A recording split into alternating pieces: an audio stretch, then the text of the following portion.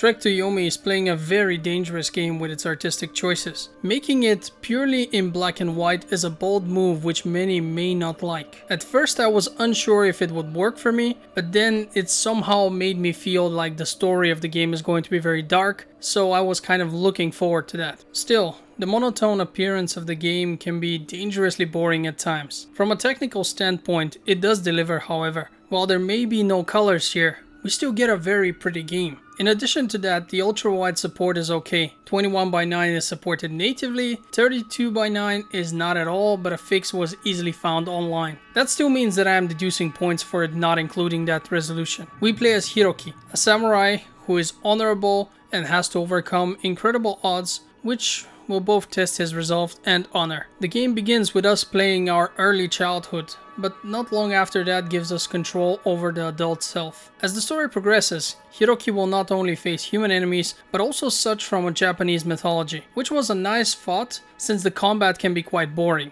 That is also the game's biggest flaw, by the way. It simply fails at its main gameplay component. Ultimately, 95% of the gameplay will be spent fighting enemies, while the remaining 5% will be devoted to exploring the maps. The combat feels clunky and rigid. One of the game's core mechanics is parrying the attacks of the enemies, but that doesn't work well most of the time. The reason for this problem is very strange. As the enemies initiate an attack, they sort of slow down in the last moment. I can imagine that this was designed to make it easier to parry, but it actually felt more confusing and annoying to me. You see, when they slow down, you kind of lose the momentum. It's difficult to predict it, as stupid as that may sound. We will also be granted more combos as we advance. Unfortunately, those don't really make the combat more interesting either. The system just doesn't work. You are neither overpowered and slashing through hordes of enemies, nor are you underpowered like a beginner in a Souls game, where every fight feels meaningful and your skills are tested. You'd think that the middle would be the sweet spot, but it really isn't. You will be presented with multiple enemies at times, with the number and difficulty increasing later on, but most likely it will never really feel like you're having fun during the combat. At least it didn't for me. There are a few bosses thrown into the mix, but those actually seem to expose the weaknesses of the combat even more, with some being trivial and others feeling completely unfair due to the fact that the player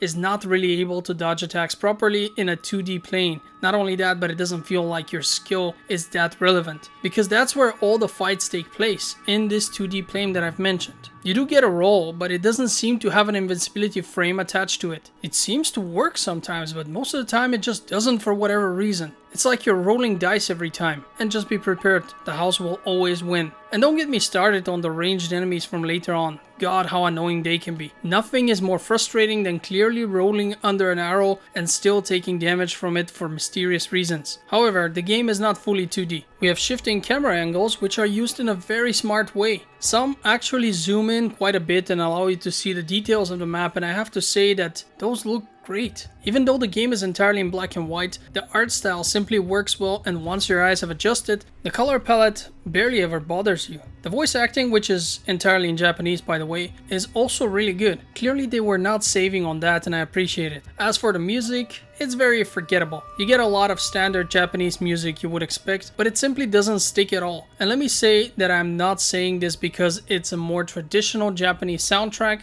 I've played multiple games where such songs were made to sound awesome, and I actually still listen to some of them on YouTube from time to time. Trek to Yomi has music, but it's just there, nothing more. It's not something you'll be listening outside the game. I guess it's also time for me to mention some of the bugs. One of the more annoying ones is that upgrade items, which are hidden across the map, will disappear if you ever happen to die right after you've taken them, but if your checkpoint is before that. The game basically both remembers that you took it, but simultaneously takes it away since you've returned to a previous checkpoint, which essentially means it's back in time before you took it. But the upgrade is now lost forever. It's just not there anymore because you once took it. It's just really stupid. And while it's not a big deal, since most upgrades are barely useful, it's still very annoying. Other bugs include things such as weird hit detections and other problems of this kind. Situations where I know I hit the guy, but the game simply disagrees and instead I get stabbed. The game took me about 4.5 hours to beat. You can get one of 3 endings, which is determined by a few choices you have to make.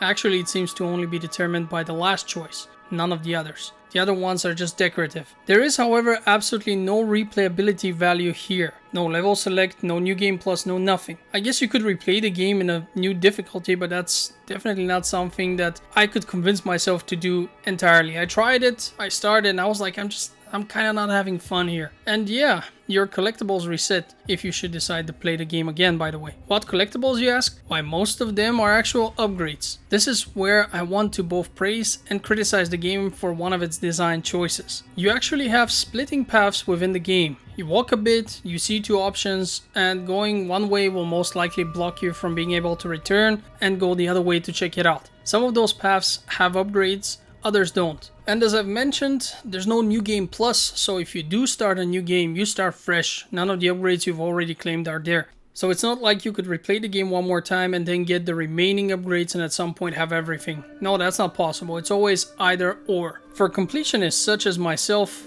it's a painful realization, honestly. With gameplay so weak, the game would need a pretty good story for me to be able to recommend it. This is sadly not the case here at all. The story is predictable, boring, and as cliché as it can be. Let me just say that our samurai protagonist has a teacher who he respects greatly and a girl with whom he is in love. So now, you dear viewer, having heard those two factors and the fact that our character is a samurai who's absolutely lawful good and he's honorable and everything, I could bet money that you would be able to guess what the story of the game is exactly gonna be. What is going to happen here? And yeah, I'm pretty sure you'll be able to guess, and of course I was able to as well, and the story did not disappoint in that aspect. It was exactly as boring and predictable as we are right now both thinking it is. Well, I know it for a fact because I was there. The issue here is that at one point some supernatural elements are added into the mix. This could have been the spice which makes the story much more interesting and appealing, but somehow nobody really capitalized on this opportunity. They were like, no, this is just like random stuff, like there's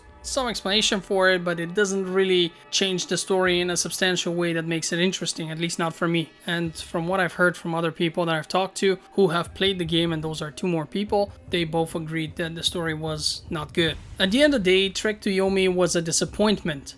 It looks great, has awesome voice acting, but the gameplay and story are boring and poorly executed. The music is mediocre and there's little to no replayability value at all. It will entertain you moderately for about 4.5 hours, and for that it demands a price of 20 bucks, which feels a bit high at this point. If you can get it for 10 bucks or less, I'd say give it a shot. There are some good ideas here, but not good enough to compensate for its weaknesses. With that having been said, I want to thank you for watching Game Filter. I hope the review was informative and entertaining, and would love to see you on the next one. Until then, have a great day. This is Nino signing out.